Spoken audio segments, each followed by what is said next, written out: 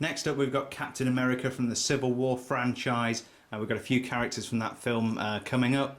Some really nice printed pieces here. But the thing that I really dislike about Captain America is that he has the lowest piece count of any character in the Brickheadz series so far.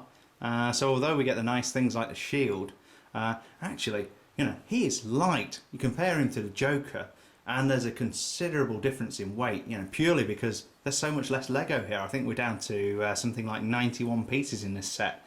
But there he is as Captain America. There are a lot of Captain America fans out there who I'm sure will be very glad to get this set.